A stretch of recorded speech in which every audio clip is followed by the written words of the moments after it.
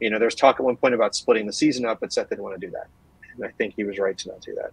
So you guys got to see what we intended. It just took us a I, couple more months. you know what? It was definitely worth the wait. Ensign Turco says. Yeah.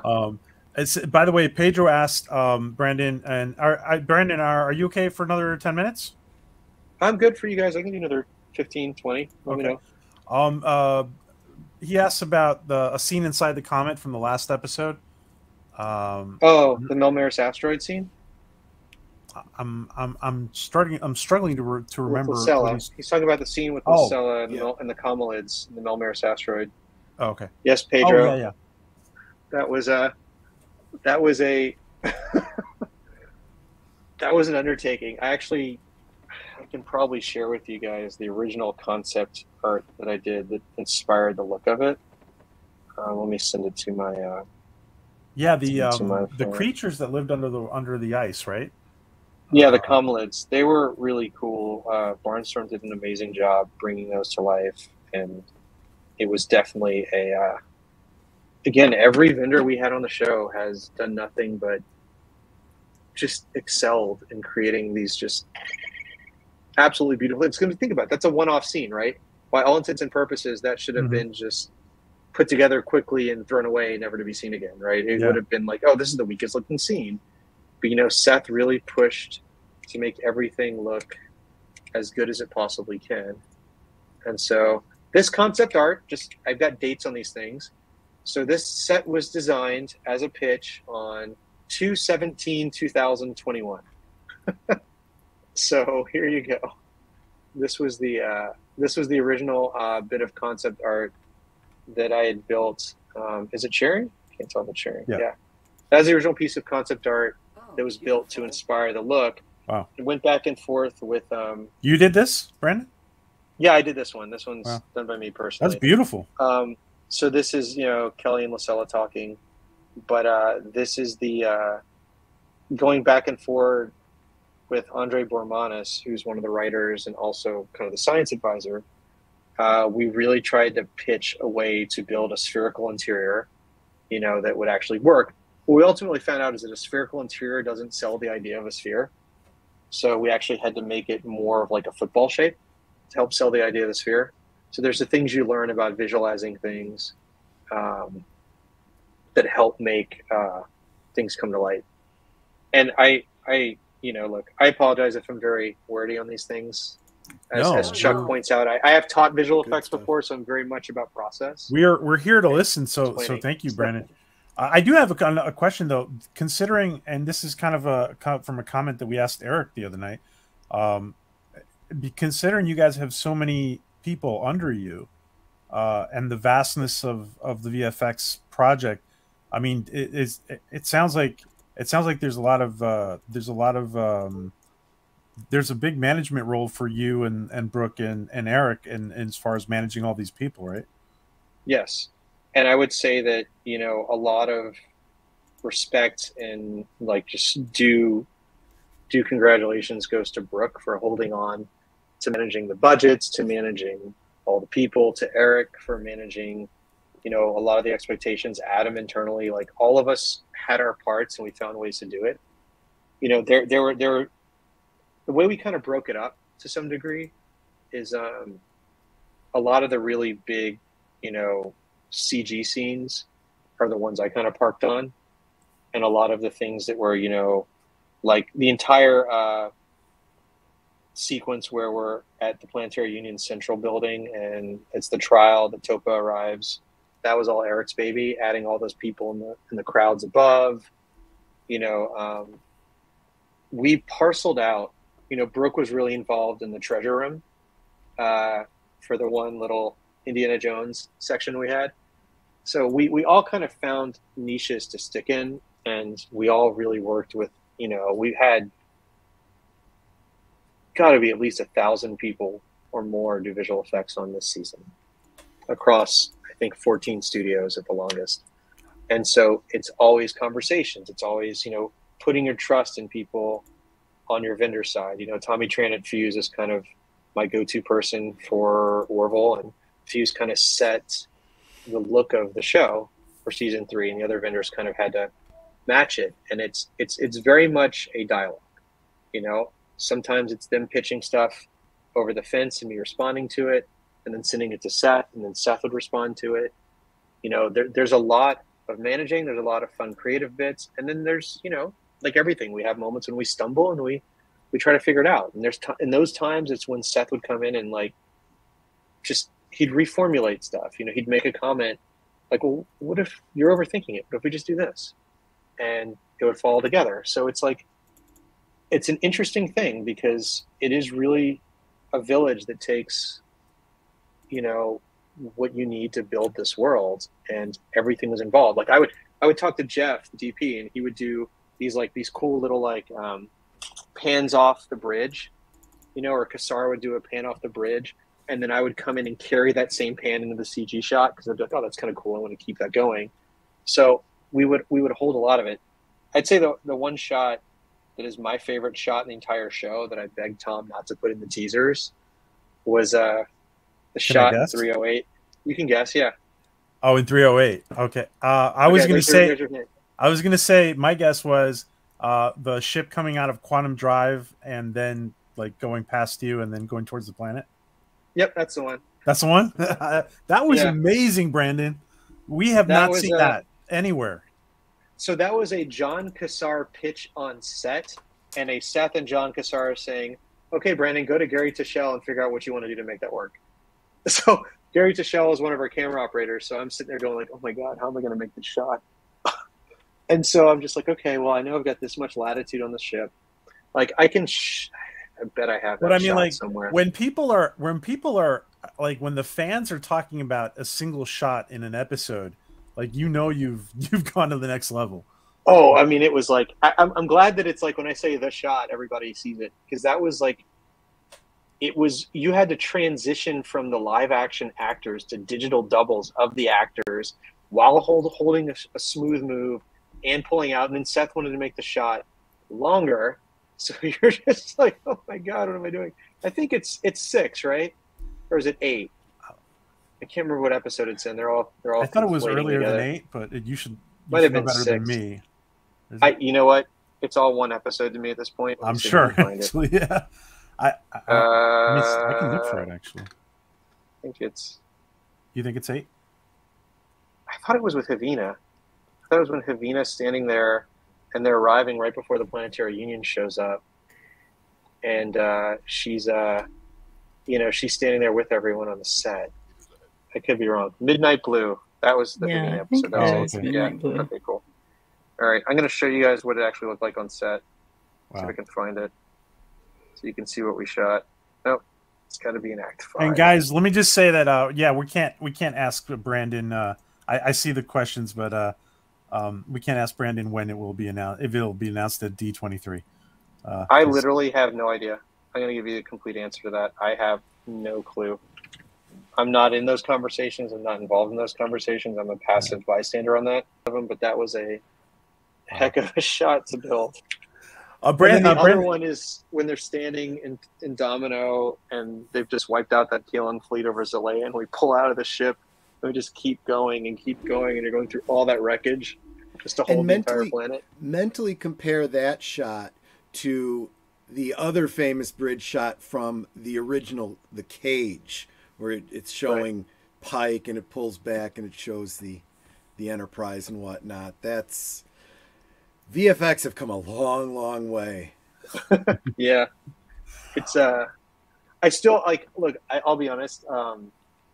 If we do season 4, and I'm fortunate enough to be part of that, oh man, I have some fun ideas. I don't know what he's gonna write. I don't know what they're gonna put together, but like from a ships in space point of view, there's some stuff that like got left on the cutting room floor that I would really love to try to reintroduce. And if there's a story that supports it, I would totally pitch it. So wow. I haven't aged a day since Fringe. No, I guess not. That's good. You didn't name a character after me on Fringe too. That was weird. Like having like Fox own the rights to your name and finding out you're the only Brandon Fayette in the planet. It's like weirdest thing in the world. Brandon, is there anything you'd like to say to the people in the chat in particular, or to the audience? thank you for watching our show. Thank you for enjoying it. You know, I thank Seth quite a bit, but you know, you guys are the reason we're here.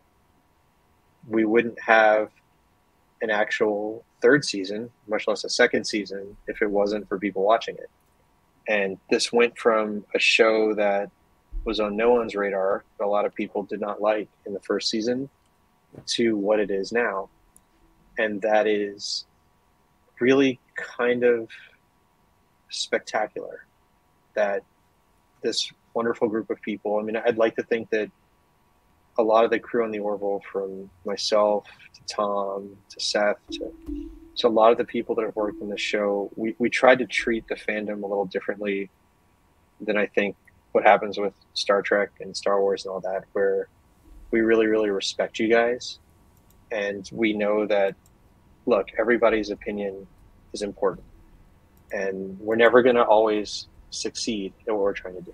We're going to have our ups, we're going to have our downs, just like everyone in the world. We all have moments of great and moments of not so great. But, you know, one of the things that was inspiring about the Orville is it was a blue-collared group of people that were the normal people just trying to make their way in life. They're not perfect. And, you know, from me being an imperfect person, I mean, you know, I'm really grateful that people like it. You know, I didn't think the show was going to turn into what it did. And it's kind of incredible to watch it. You know, when you know how the cake is made, you have to always be able to step back and say, you know, how would somebody else react to this? You know, I know that there's at least 1% of you that are going frame by frame through the show and catching things like the thing I caught. That you want to know what okay, so you know, there's always things that people are like, oh man, I messed up. Yeah. I'll tell you what our Game of Thrones coffee cup moment was, because a lot of you have already pointed it out. So we have it, or our guy in the shot moment. So season 1 of the Orville, there was a shot in a scene where we forgot to change the shuttle from ECV 1971 to ECV 1972 because the CG asset just has one texture on it. And so when you go and make it another ship, you have to call it out, and the vendor has to remember to do it, right? And by the time we caught it, it was too late to change it. So that aired, and people caught it. Season 2 of the show, that happened again. Season 3 of the show, I told Brooke, I'm like, there's no way we're going to mess up the shuttle numbers. Even in the opening titles, there's an LCV, there's a CCV, and then the ECV shuttle goes and lands in the Orville. We're never going to mess it up again. And then in Domino, we had 3 vendors do a sequence where the Union shuttle comes from New York, goes up into space, goes to Quantum, arrives with Perry to meet the Krill and the Mocklins, goes in the back of the shuttle bay and docks, and then ultimately gets blown up. And we're watching it, and Brooke goes, yeah, we probably should have changed the shuttle from 1971 to something else. I'm like, wait, what? We didn't? And sure enough, it's a Union shuttle that's the Orville's call sign that is in this whole scene that Perry had stolen. And it should have been an LCV, or it should have been another call. Oh, wow. So that was a mistake, but I'm going to retcon that mistake live and say, well, of course, the reason why it says ECV 1971 on the shuttle is because Admiral Perry knows that the only ship that actually has the rights to hold the device that could kill the Kaylon had come from the Orville. So he figured that by cloning the Orville's call sign number, it would help him get it off planet without any bit of issues, because they think it would go to dock with the Orville. So that's our reason as to why the shuttle is labeled as ECV 1971. Yeah. And that's my official in-canon response. Yes. My out-of-canon response was, yeah, we messed up. Sorry. Oops. But, you know, to be honest, like this is, I mean, for the fans who really appreciate this, like that's a Star Wars, that's a stormtrooper hitting his head moment. Yeah. That people will remember forever in a very loving way, I think. Yeah. Because you guys are like just above and beyond everything, and nobody could ever say anything about you guys, except for Mexican Iron Man, who's saying something nice. Yeah. And thank you, Mexican Iron Man. I know Mexican Iron Man is a big fan of Brandon. Thank you, Mr. Fayette, for the excellent work. I cannot thank you enough for the quality. Total next level. Hope we get you and more Orville for years to come. Thank you, Mexican Iron Man. Yeah. Well, Well, I haven't. You know who hasn't talked a lot is Ned or Troy, but even Maria. Do you guys have anything you want to talk about? Talk about the weather. I was going to say that speech you gave earlier, practice it because you're going to be doing it on stage when you win your award. Man, that'd be super neat. I would love to win an Emmy for the show. We got close in season 2, but I'm going to be going up against, you know, the Lord of the Rings show. So if I get nominated, I'm happy enough. I don't know that I'm going to win against Amazon's billion-dollar enterprise, but boy, that'd be fun. Actually, I wanted to know real quick, and please forgive me. I have trouble putting things in words when I get a little excited, because I'm blown away. And this might sound like a dumb question, but you guys did some really, as Mexican Iron Man put it, next level quality of work. Did the technology have to advance with that, or are you using the same technology, just found a different way to make it work to do that kind of next level work? It was aesthetics. So the technology that we were using, you know, we so typically what you do is you know, if we're going to get into the software conversation, the show was done primarily in Maya. Some of the rendering was done in V-Ray. Some of the rendering was done in Pixar's RenderMan, and some of it was done in Houdini's Mantra. All of them have different looks, but the general conceit is you have to think about it from an aesthetic point of view. So look at season 1 of the Orville and the way the show looked. Look at season 2, how it started to change tonally. With season 3, you know, a lot of people talk about, oh, it went to Hulu and Disney, and the Hulu Disney thing is what made it happen. But when we started season 3, it was still a Fox show. It had not been turned into a Hulu show just yet. So one of the conceits that Seth had, and this is his push, was to make the show mature. So, you know, we're using not anything really groundbreaking, but the whole conceit of up-resing the Orville, adding more detail to the different ships, adding more detail to everything, you know, gives you benefits. When you have more panels for light to catch, the thing looks better. I'm sure Troy, you know, as a custom model builder, can speak to it. You know, You add more detail, what does that do to your models? You know? Well, besides make them much, much more difficult and take longer to do. Yeah, it changes the scale in a lot of ways. Well, even like Boris's makeup, they changed the way his makeup was so that this last season I noticed that he was more flat. Yeah, on his face he didn't have as much detail. And then the last episode looks like they put some of that back. Yeah. And he looks so much better because he wasn't, for lack of better phrasing, naked on his face. Right. Well, part of that was that we had started with a different makeup team at the beginning of the season, and then after the pandemic, the makeup team who had done Bortus and created it came back. So that was one of the benefits of the pandemic, is we could bring back the people who were already booked up to do the original Bortus, and that's why it changed to be a little bit more accurate. But you know, what you said, Troy, is actually, I think, the main point here, right? It adds scale, but it takes so much longer. Yep. And I think that's kind of the key, right? Like, by adding more detail to the ships, the way you're lighting it is similar, but the end result is better. Go back to what we said earlier about the opalescence pass, right? And how that little bit of greenish purple hue adds a little bit of something different to the hull of the ship. It's little touches like that help make things feel more realistic. The other thing that I think that was another, again, let's call it a sea change or a tone change, if you will, is that in maturing the storylines and having a little bit less of a humorous show in some aspects, you know, we could embrace a little bit more contrasty lighting. The Orville's typically known for very well lit, very colorful ships. And you'll see as the show progresses, it gets a little bit more moodier. It gets a little bit more dark. The beautiful scenes where we have humor, like episode 10, you know, those scenes are brighter. So what we did was we took, based on the tone of what was happening in the episode, you'll see the Orville's lit slightly differently. It's brighter when the tone allows for it. It's darker when the tone doesn't.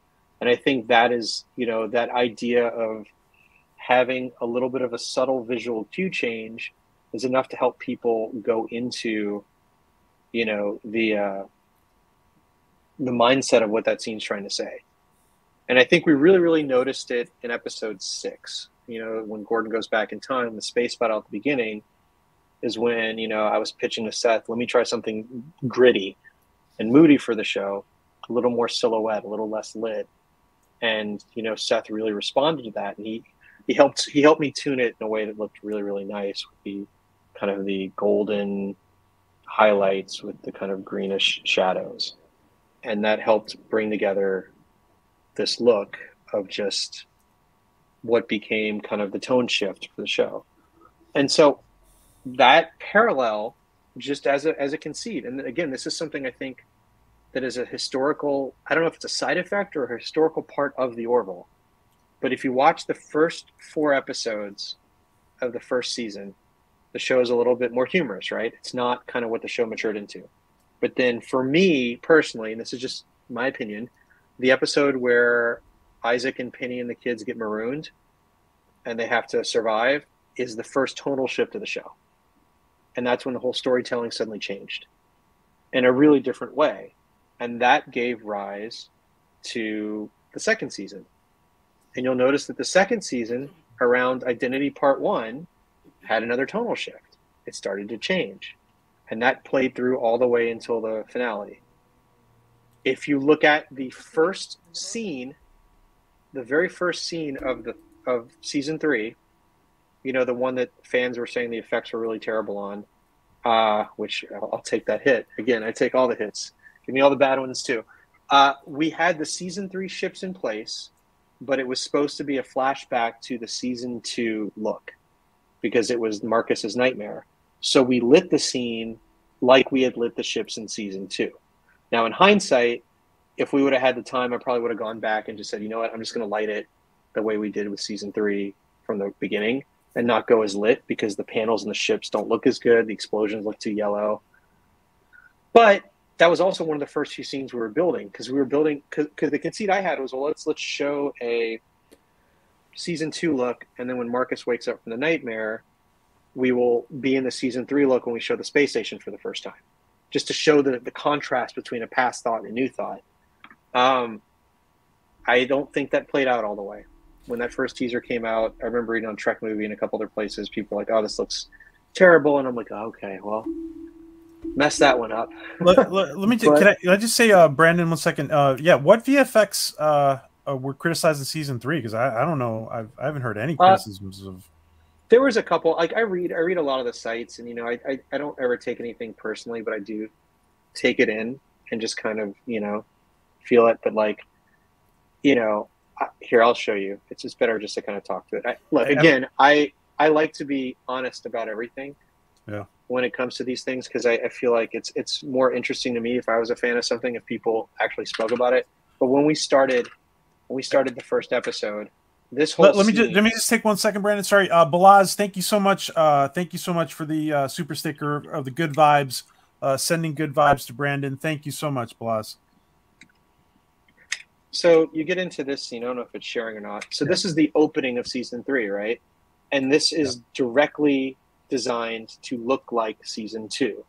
Now it's using the season 3 ships with the additional panel lines and all, but if you look at how it's lit, it's not as gritty. It's not as more realistic in a way as what the season ended up being, because the idea was let's have a distinct contrast between the season 2 look, right, which is this, and the season 3 look, which is this. And this is in the same exact episode, right? So we're going from this to this.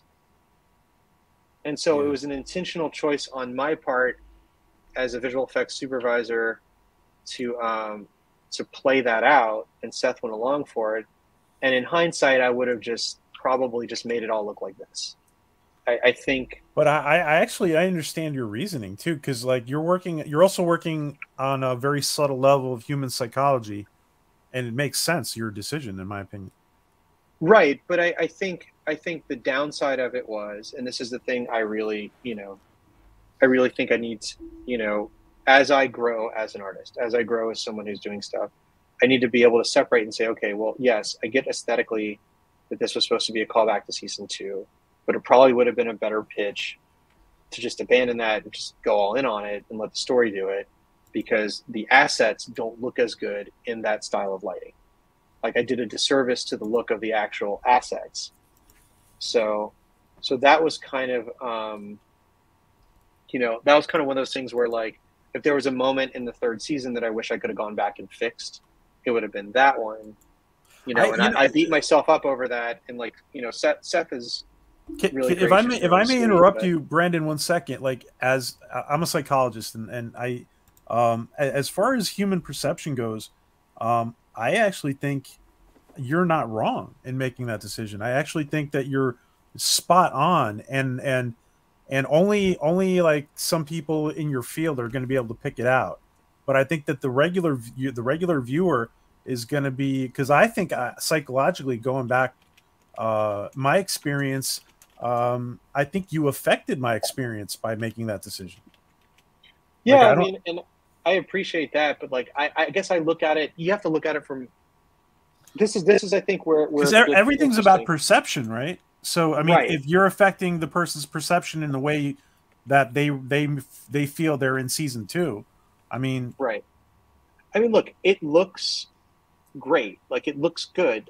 There's no mistake with how it looks, but aesthetically, the assets, I think, just didn't like that type of lighting, and that type of lighting was. This is where, like, everybody has those moments in life where you beat yourself up over something, right?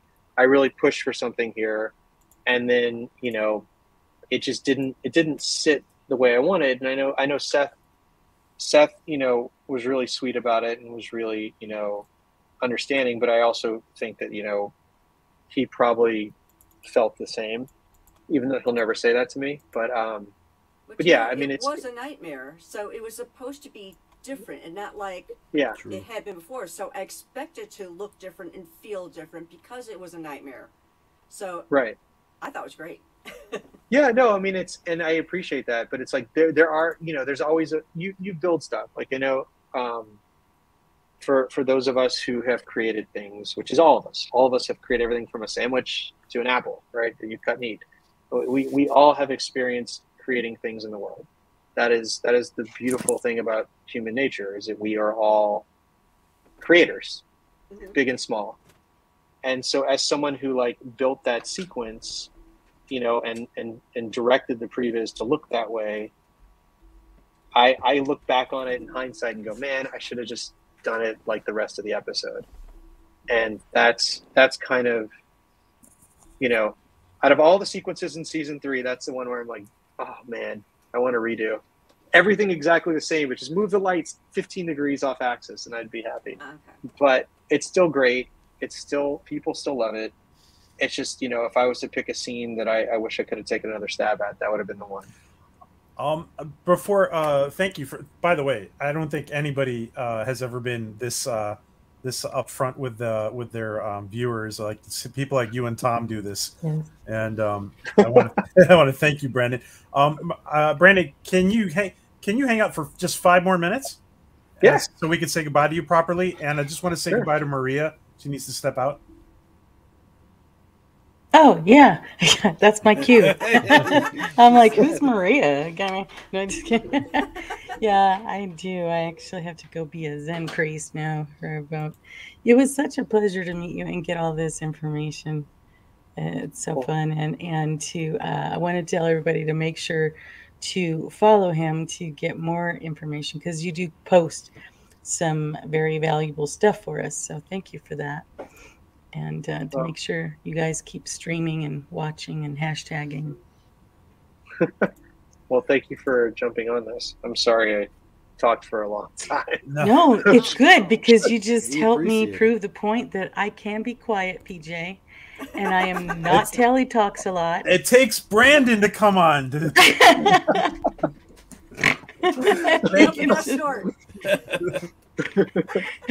Thank you, Maria. Well, Brandon made me snore from the beginning because he's too funny. Thank you so much.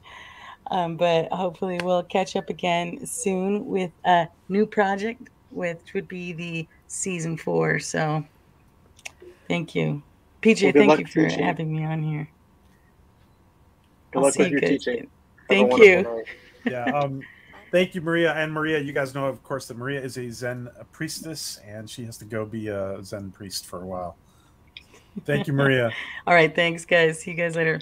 Be good to each other. Bye.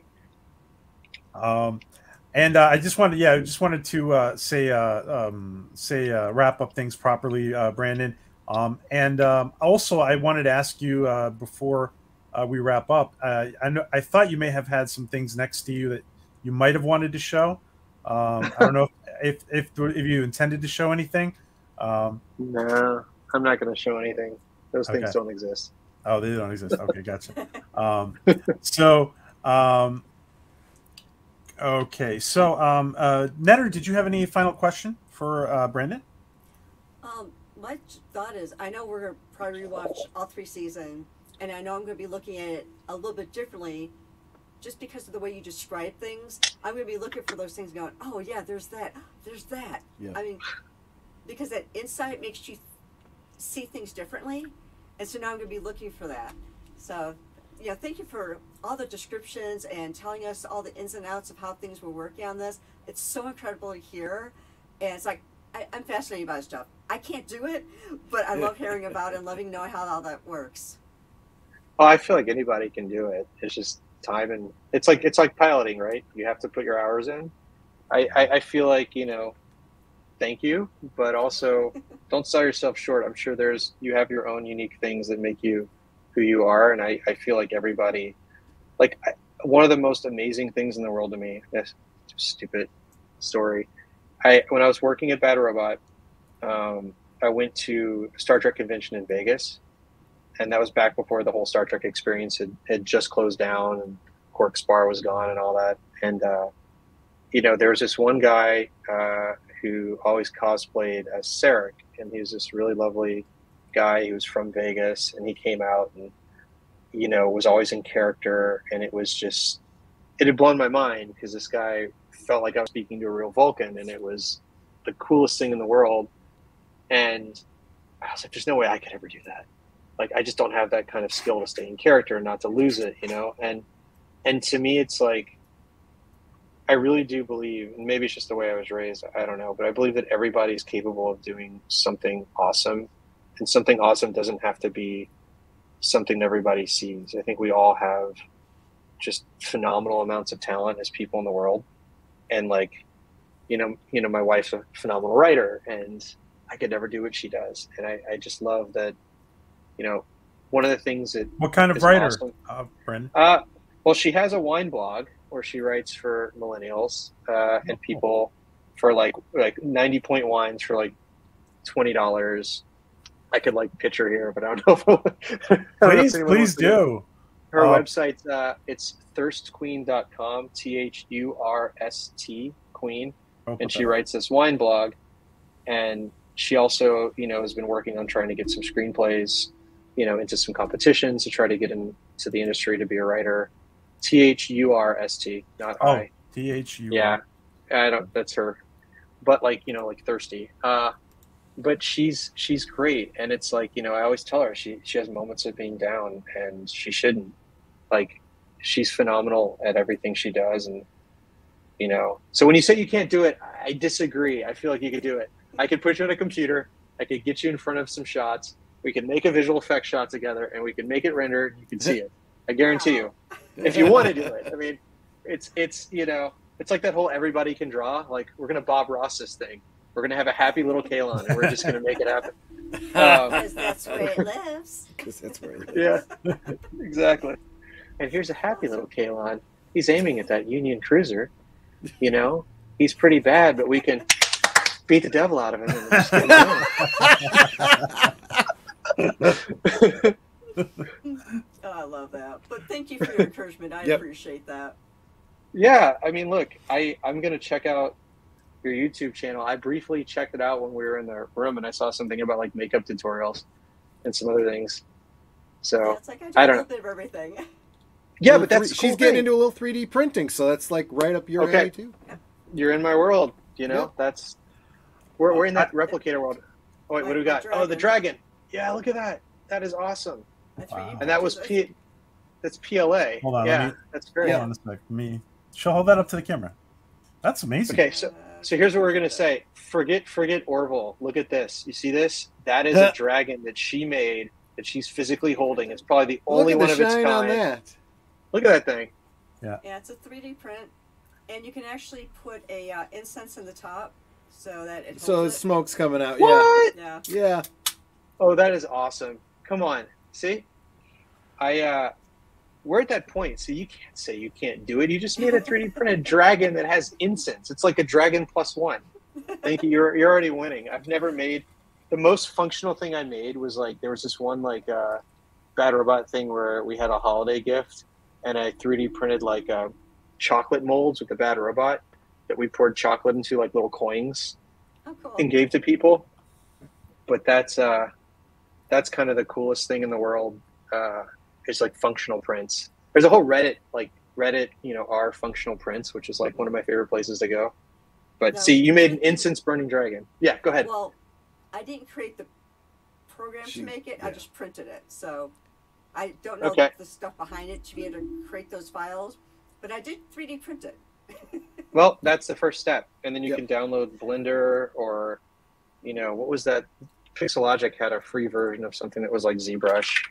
It was really, really neat. Like and just so everybody knows, you guys can go to Netter's channel to see. She has some instructional videos on getting started in 3D printing. Yep. Yes. I am a beginner, so one of my vids is 3D printing for beginners. All right, so I'm going to see if this is still around. There's an app called Sculptress, which looks like the company is Sculpteo, SCULPTEO. I have never used it, but it's based on the same idea as ZBrush, which is a paid software.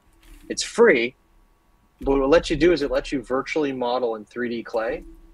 And you can take those prints, you can export that model and actually 3D print it. Because the conceit is as long as you can keep the volume intact without any holes in it, you'll be able to actually 3D print it. So if you want to make your own dragon, you can practice with Sculptress with no additional cost, make an actually exportable asset and run it in your printer and just see what you make. The easiest thing. I always encourage people to like take a sphere, put a little dent in it, and then you have a little baby Death Star, and then you can use that as your first 3D print. But yeah. But Sculptress is a really, really cool app, and because it is a closed mesh, as long as you don't do anything wacky, you can print on it. So it's a pretty good piece of software. So I'm gonna have to try that. There you go, and then you can put it on the YouTube channel, and people can see how your Sculptress sculpt. You can maybe make like a little additional thing. Yeah. Anyway. Wow. Brandon, is there any piece of advice you would give to somebody who is starting in your industry right now at this point in time? Make stuff, have fun. I think the best advice I can give anyone in any industry is it doesn't matter where you're working or what you're doing. You're always going to have days where, things don't quite work out the way you want, and you're going to feel demoralized, and you have to kind of get over that hump and be like, look, I can do this. You're going to have days where, like I do this thing every day where I go, okay, what have I done right and what have I done wrong? Have I upset someone unintentionally, or have I done something wrong, and how can I fix it tomorrow? But my best advice would be like, every time you fall, keep going. Like there was times when I was like working on like a 3D model, like designing one of the ships, and then like Maya would crash and I'd lose like 45 minutes worth of work. And that's the moment where you're like, all right, I'm done. I'm going to walk away. But then you stop and you go, okay. It's just like when you're sculpting and like the armature breaks or like something happens, you're just like, okay, this sucks. I'm going to walk away for like 20 minutes. I'm going to come back and I'll try again. And then you forgot where you were and it ends up being better anyway. PJ, can I tell him the story about the messed up Mego head? Oh yeah. I was doing a custom action figure. It was going to be a Clark Kent with the face of Christopher Reeve, and I was painting the head, and it looked perfect. I had the eyes perfect, and we're talking 1/9 scale here, so it was really tight. Put a lot of work into it. I said, got to clear coat this. So I went and I grabbed the lacquer to paint it. It wasn't clear. It was black. I had to completely repaint the whole thing. But it took me days. I put it down. I walked away. I said, I can't. I totally understand what you're saying. Yeah, I think that's the hardest part of it all. So I would say for visual effects, it's like, you know, you're never going to win all the time. But that looks like a fan thing. Or is that real? Is that ours? It's a screenshot, actually. Is this three? Is this season 2 or season 3? It looks like season 2. Could be season 3. I think it's season 3 episode. I want to say. All right, I've got notes. 9. There's not enough shine on the K1 panels. Wait, say that again, Brandon. There's not enough what? There's not enough shine on the K1 panels. The Orville looks like it's too shiny. Is this really a season 3 shot? It's just I did not take this screenshot. Somebody said it was a screenshot and gave it to me, but I might. Look at this. It's probably from season 3. It's like I'm still in that like mindset of like, okay, I need more spec on the camera. Dude, like, to be honest, like, how did you like? Listen, I mean, let's be realistic here. I mean, people were looking at season 3 and said, "Oh my God, George Lucas put this together." I mean, oh God, this has got to be season 2. This can't be season 3. This looks like right at the beginning of critic. This is like Identity Part 2 or something. This can't be season 3. I think probably, you know what? It probably is Identity Part 2. Because this looks like the season because 2 the Orville is in the opposite direction of the other ships. It's probably Identity. It's not even that. It's like the because the Orville has been captured by the Kalon. Yeah, this is right before the battle. This is Identity. God, okay, thank God. All right, I was like, I'm looking at it going like, this doesn't look like season 3. This has got to be from season 2 because it doesn't. The Kalon don't have the right specularity, and the Orville looks too flat.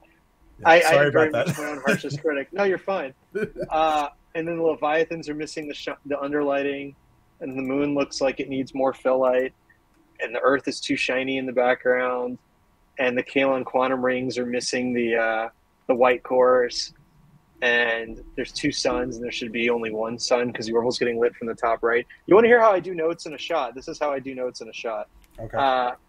It needs more rimline on the left. There's too much of a fat speck around the bottom and center quantum ring, so the Orville looks wet. Yeah.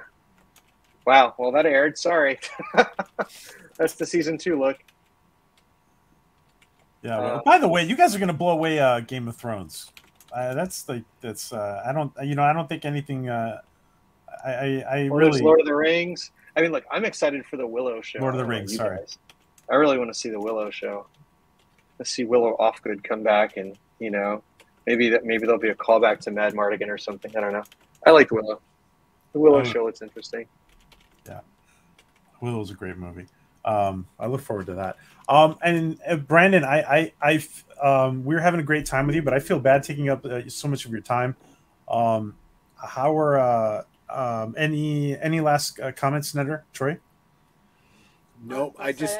I appreciate you giving us all this behind the scenes peek of like what the ins and outs are. I mean, I just really appreciate that. Yeah, you don't normally get this kind of behind the scenes peek behind the curtain, I like to say. Yeah. But especially being able to give some feedback and just hopefully you feel a little encouraged to know you have fans, and we really do appreciate what you do.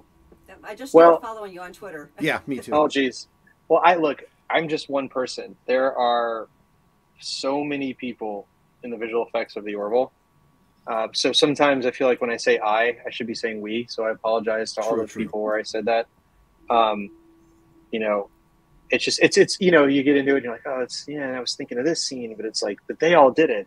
So there's hundreds of people that are way involved with that. So, I'm sure Brooke's looking down at me going like, Brandon, you're saying I a lot.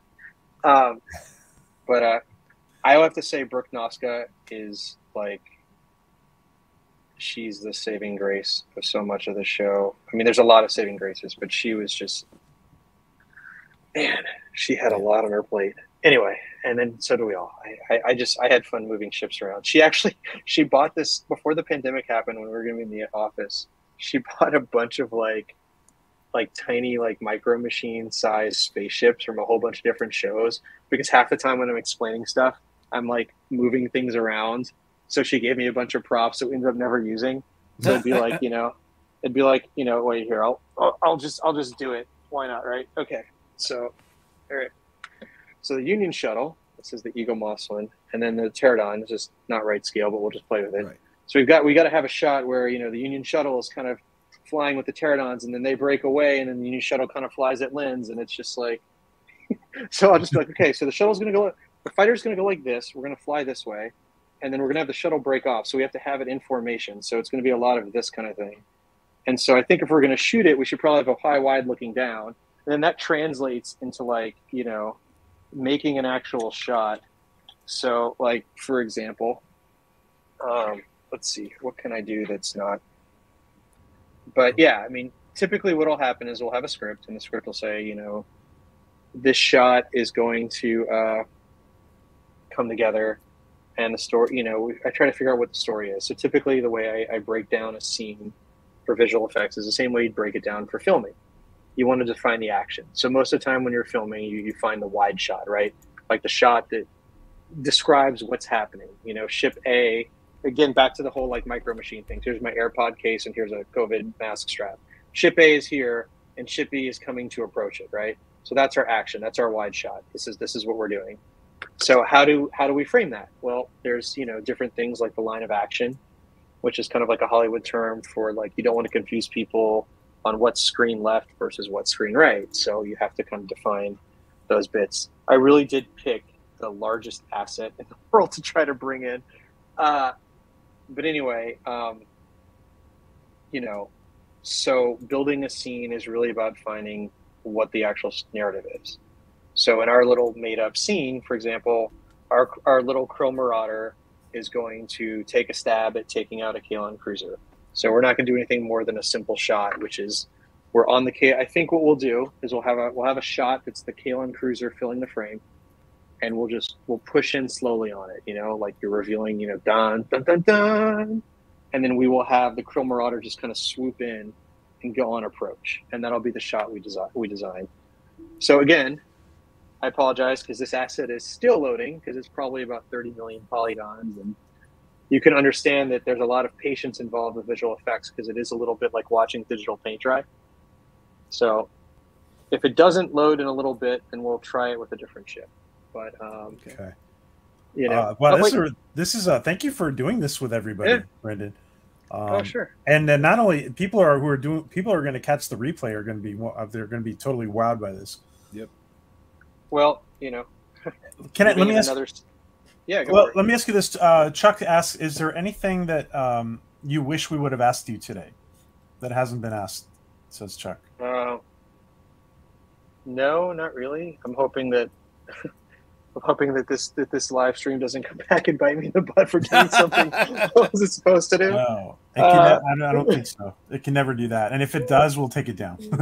Oh no, yeah, it's fine. I mean, you know, like I hope you guys understand that I'm very excited about this world and the stuff we've made. Like, I mean, you know, I don't want to leave it. I mean, I'm literally here trying to build a shot. It shows in your work. We see the passion. Guys, Brandon is live working on season 4 as we speak. Okay, you're lying. I'm just kidding. That's a joke. But okay. Although it would be pretty awesome if something like this shot makes it into a hypothetical season 4. Yeah. I mean, there's always shots or shots or shots. No, I did have a really neat idea for a shot. You know what? We're gonna do something. I'm gonna take the Krill Marauder out of the equation. I'm gonna quit Maya and try something else. I'll give you guys a neat shot. Let's just do a neat shot. Okay, let me relaunch Maya, and let's cross your fingers that this is gonna work. I do have a neat idea for a shot.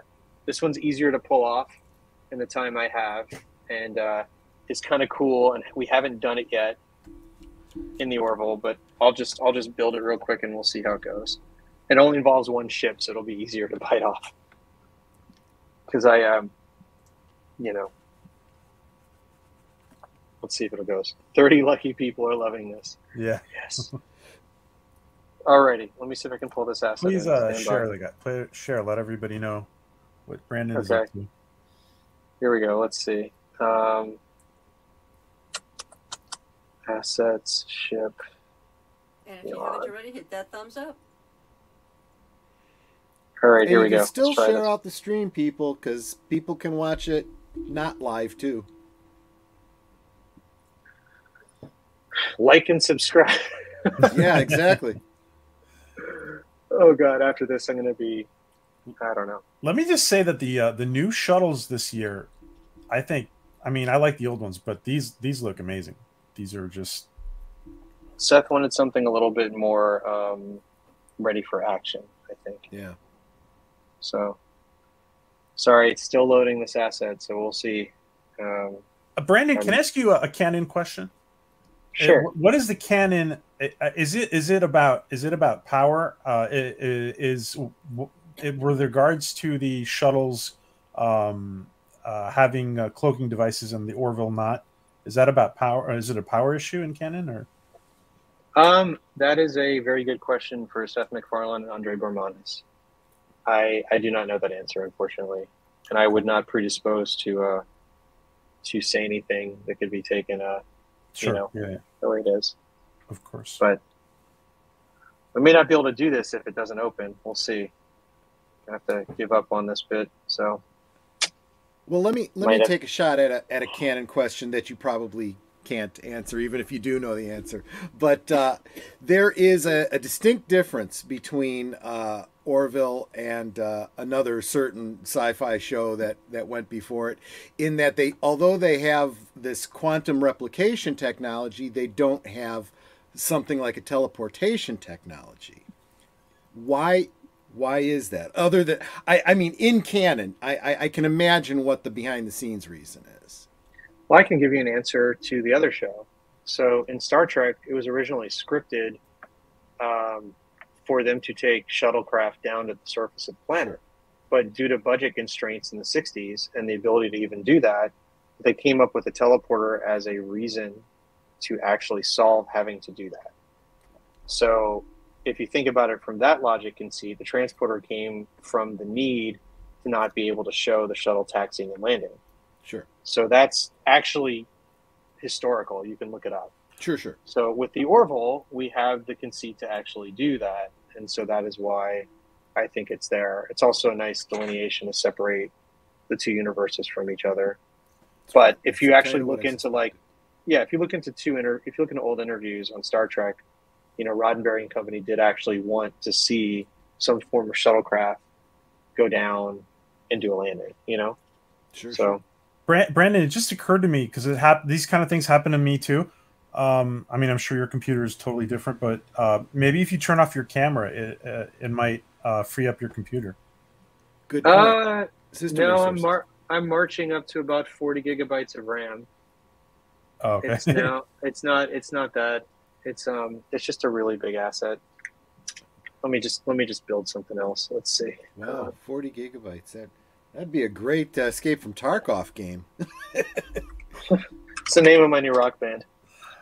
40 gigabytes to air. What? There you go. Several people have asked about if you guys doing any work on Unk, Brandon. Yeah, Unk has had his head gets replaced a lot, and his fingers and toes get modified a lot, and the trunk in the center is animated. And do you guys add to his functionality, to his walking and stuff, or? No, that's all real suit. Wow. So what would happen is the environment would move, but the ships would stay stationary. Same way you'd shoot a model in a traditional like 80s style with a motion control rig. So that's kind of the conceit behind that. Now there are times where you can reverse it out. You can have ships moving at 500 miles an hour and then track a camera to it and try to find it. So it just depends on the process. A lot of the Orville going through quantum shots are a stationary Orville with a moving quantum tunnel, and the camera is just moving inside of it. So it's shot very much like you would shoot a process model in the 80s using motion control. And that gives it a certain look and a certain aesthetic. So that's kind of one of the different techniques that we were using when we would previs stuff. And that's kind of fun. So, wow, you know, I like to explore that. Now, just to be honest, some visual effects vendors have to reverse that out. They'll say, you know, we don't want to have a stationary ship. We want to have a moving ship, because then you have to counter animate the sun and the lights. So there's different ways to do it. Like if this was a physical prop sitting on set, that's how I would do it. It's a bunch of little, you know, 3D printed, you know, pterodons like this, you know, painted up all, you know, what have you. And then the camera's just moving around it to create the illusion that the pterodon's moving. So that's what you just saw, was kind of a live version of that. Yeah. wow. Using, you know, free pterodon models I downloaded off the internet and not part of anything else. Brandon, Time Prophet, who does some 3D animation, he asked, do you render your background separate, and do you render to EXR? Depending on the studio, everybody does something differently. Most of the time, everything is broken out into something called crypto mats, or into multi-mat layers. It depends on how you want to do it. If you do kind of like the ILM Pixar style, you put everything in camera, and then you break out individual layers so that you can modify it later in composite. Sometimes you'll render just the ships, and then you render the stars separately, because the stars are easier to do.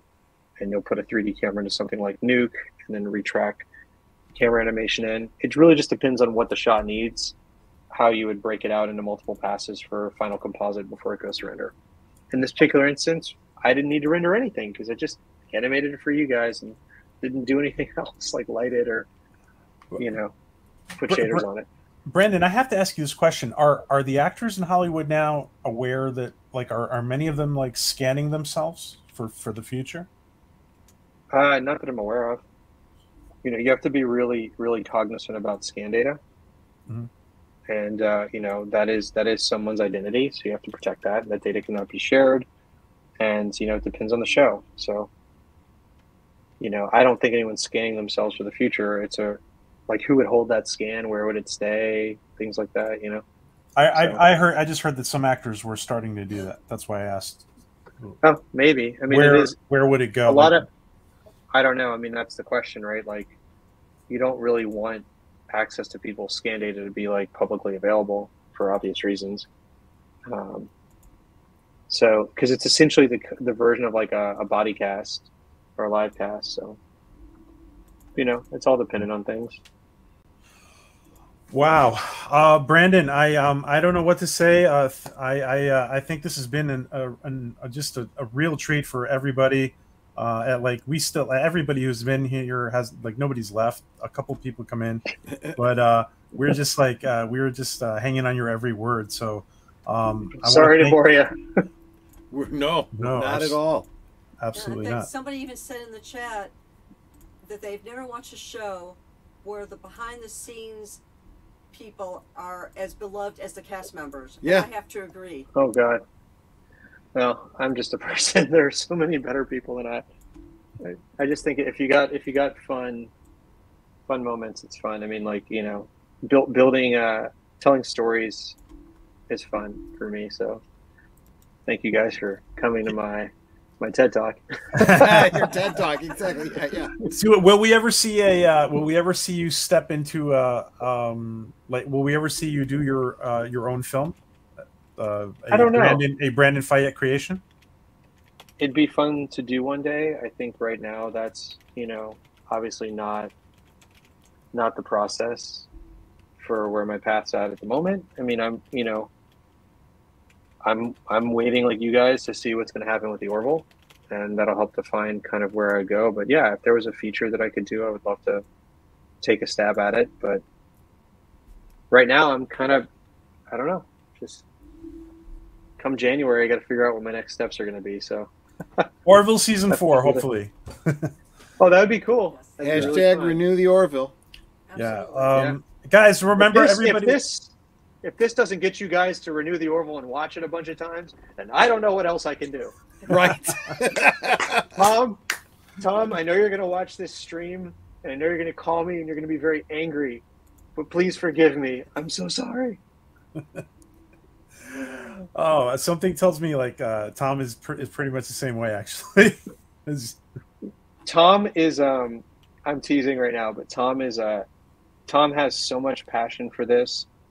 You know, like Seth really did gather a lot of us together, and we you know, we owe him a lot, and it's so fun. But you know, I don't know. You got to see kind of a little bit behind the hood of how I think, I guess.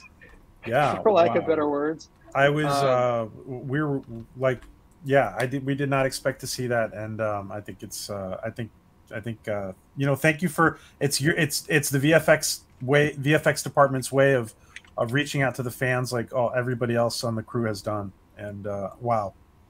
Well, I mean, I don't know. I you know, if you want a really cool lesson, you got to get Eric to show you guys how compositing works, and he'll show you like how you can make a final image from things. I just don't know if Eric's got the time. We're all pretty busy. I mean, the cool thing is like, you know, it's weird in Hollywood because each job is kind of like a gig job, right? It's like you're driving for Uber and you've only got that one path that you can go from this to delivering it. And once it's delivered, you got to kind of find the next person to drive for. But I will, yeah, I will show you guys. This is here. I can do the non-violating version of this. Here you go. Okay. Here you go. All right. So this is my my laser ball person, and the laser ball person is going to have, you know, a thing behind it. Let's call this the laser ball person's cage, and this is the cage of the laser ball person, and this is their evil spaceship. And the laser ball people all have, you know, let's see. It's really bad. It's really bad because I'm like, you know, here. For a second there, you did this CBS logo, Brandon. Well, you know. I'm just kidding. Well, you know, I know. Let's see. Where did I put that function button? Oops. I am rusty. Oh, let's see. The Trade Federation. Yeah, you know, it's like, okay, I'm just gonna do the laser ball version. Okay, so imagine, if you will, this is an evil alien race, and the evil alien race has a ring within a ring, and there's a version of the evil alien race that has, you know, I don't know, a giant eyeball on one end, and it looks like this, you know. Let's see. Evil alien race number 267 has their eyeball, and they look like this, and this is what they do. And they're very scary. And then the back of their evil eyeball ships have, you know, little prongs on them that come out, and that kind of does its thing like that. And here's your evil alien race. And now we're going to make a camera move, and the camera's going to be this. And we're going to look through the camera at the evil alien race. And, you know, this is the shot we're going to do. So wouldn't it be cool if the evil alien race has the ability to eject from their evil alien contraptions, and they eject, and the camera pans out to reveal that the evil alien race is, you know, about to enter into some evil alien battle. So we're going to do that, and then we're going to have our little evil alien race, you know, vehicle do their thing. So they're going to kind of go dunk, dunk,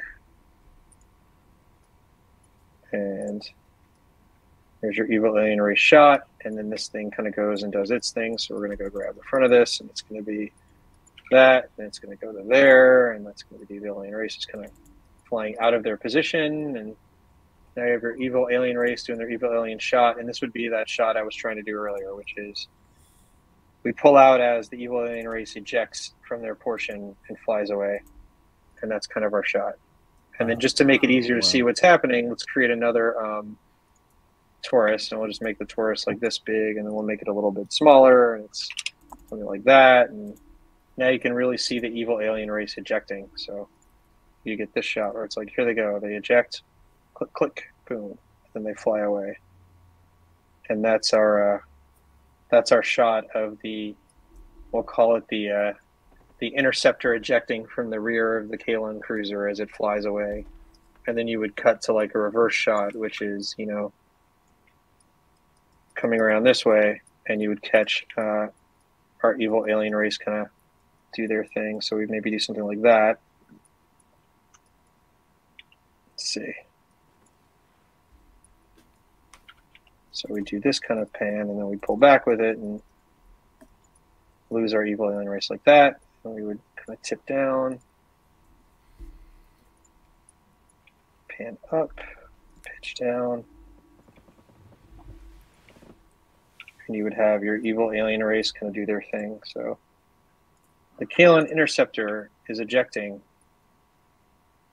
from the shot. There we go. Oh, almost didn't quite make it, Brandon. It's okay. I have a solution for that. Oh. It's going to go a little further. It's going to go a little. Brandon? Why do I see you hosting a Hell's Kitchen type show for VFX specialists? Right. All right. So here you go. So we're on the back. We're on the back of the Kalen Interceptor, and let's make the background dark so there's space. And they eject. Boom, and they disconnect. And then you cut to this shot of the reverse where the Kalen Interceptor, we kind of double cut it, and you see the other angle is they're coming for you. Boom, boom, boom. And then the camera kind of pans away and we lose it. And then we're on the interior of the Orville as it watches or something like that. Wow. I don't know. See, I can even do it with spheres and toruses. It's still amazing. Brilliant. Wow. And the plants are still standing. Wow. Oh, amazing. We need no longer fear the CBS logo. Yes, Brandon, not a banana. You just reminded me what we showed Eric the other day, which was one of your posts actually. Oh God, you showed Eric one of my posts? Yeah, we showed him this one. Oh, what did he say about that? He just walked us through it. Okay, the jetpack scene, cool. Yeah. It's amazing that what you guys go through just to get a shot done. Wow. Yeah. Amazing. Yep. That was a very I like to post them as Orville in their original previs. Which is like this was the blueprint, and then poor Tommy Tran and Fuse had to build this stupid sequence.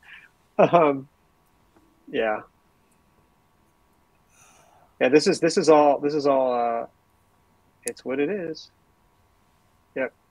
The hardest thing was getting that landing to match with that, and then we had to shoot the live action side of it. And so it was an interesting handoff, and you're like you have the actors on wires and you're like holding their leg to keep them prone. Yeah. Cool. Wow. Well, I'm not going to talk about it if Eric already talked about it. It's a sequence. Things happen. Yeah. Things went pew pew and boom boom, and people didn't die. A dream out there. I don't want you to think I'm ignoring you, but I'm answering this question myself because we've heard this from other places that the sets are no longer up and they would probably have to be rebuilt. So yeah, that's what we've been saying all the last few days. So I don't mean to be ignoring you. I just wanted to make sure you're addressed. Yeah, I'm not on the Fox lot anymore, so I don't know what's happened to the sets. Yeah. So I couldn't answer that for you.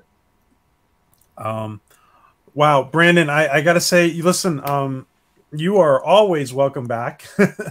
And if we can, if there's anything we can do, this channel or anybody in our community to, or T and Telly or Troy or Netter, anything we can do to if we can help you in any way, please let us know.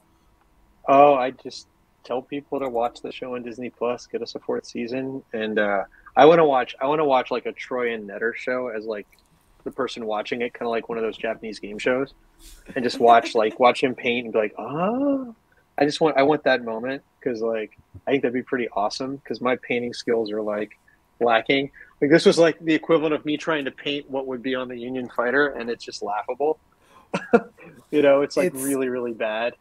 It's terrible. I was doing an aging wash, and it's just bad.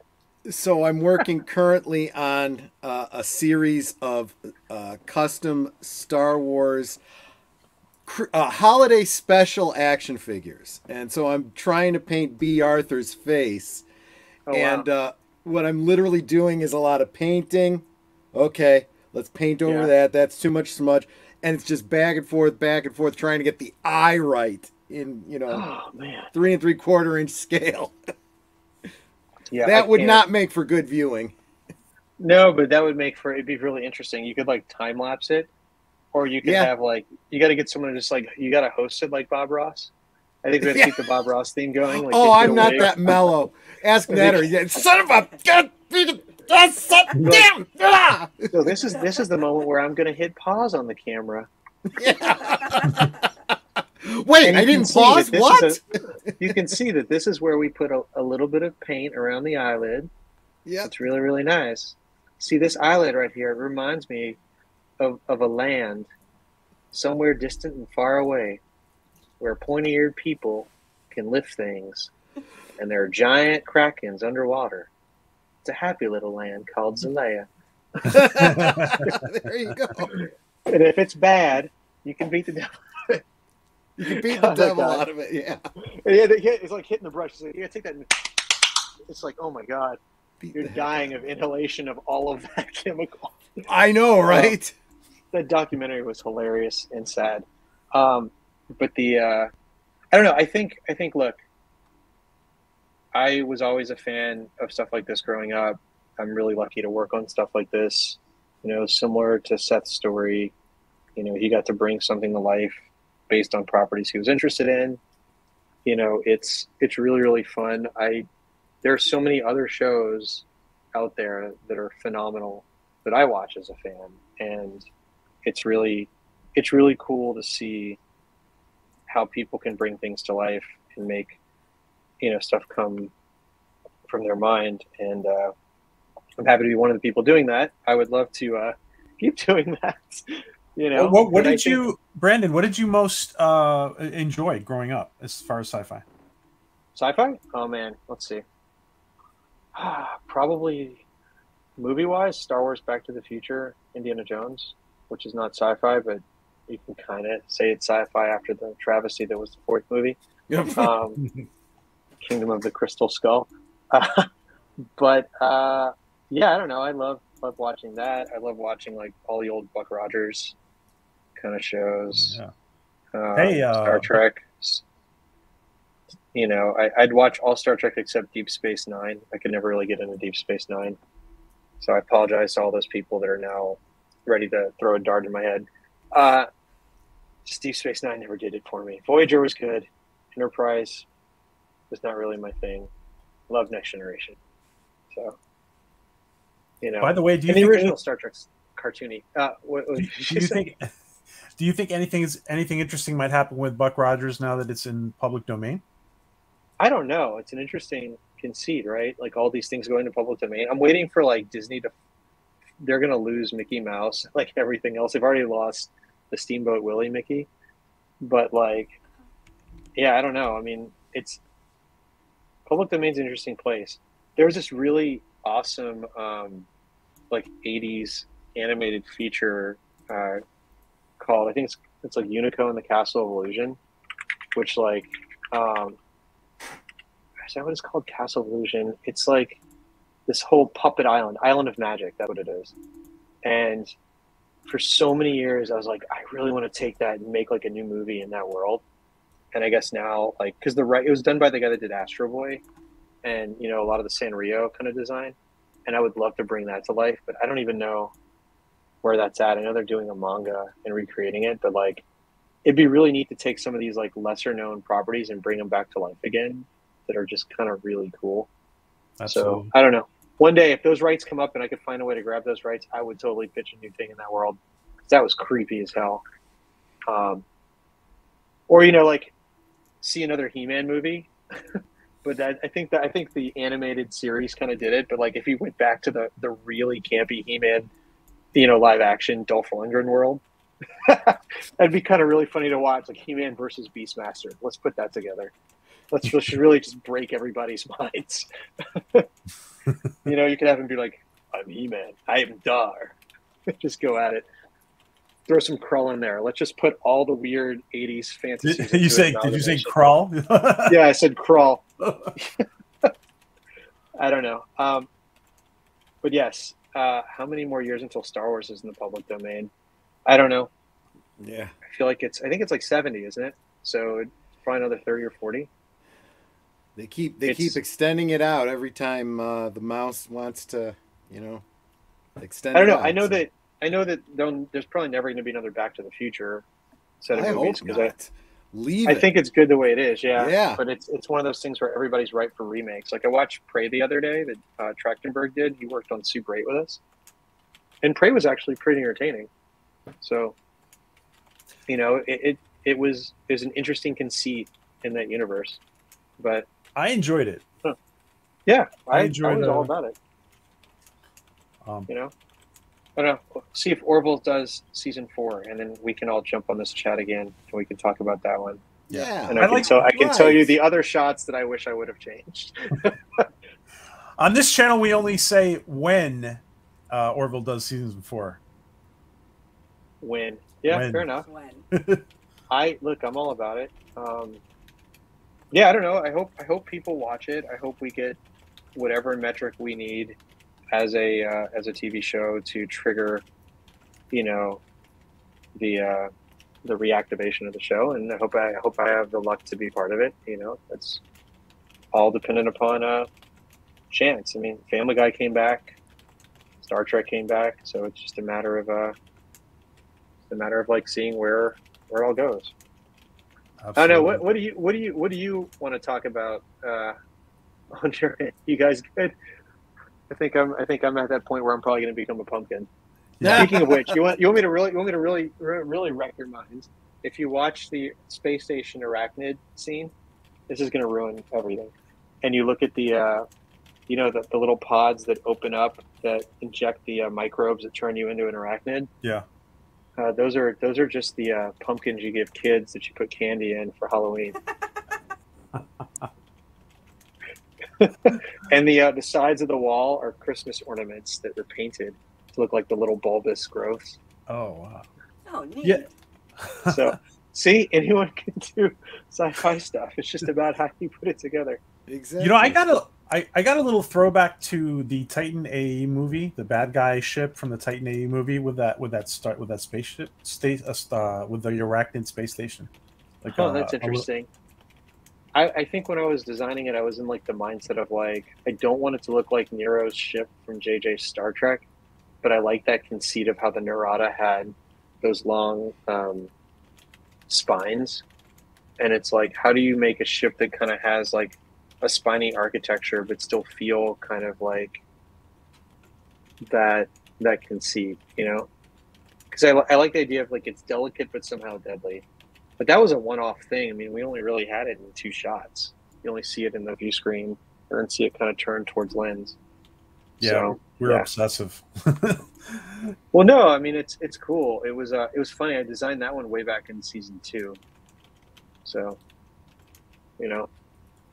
Well, Brandon, I want to go ahead. I'm sorry. Finish the thought. I'm good. No, that was it. I want to thank you because we have been privileged with your presence, and I feel bad to keep you so long, but at the same time, I want to thank you for really giving so much of yourself and your time to us and to everybody who's going to be on the rewatch. And I mean, thank you so much, Brandon. I want to thank everybody in the chat who's been here.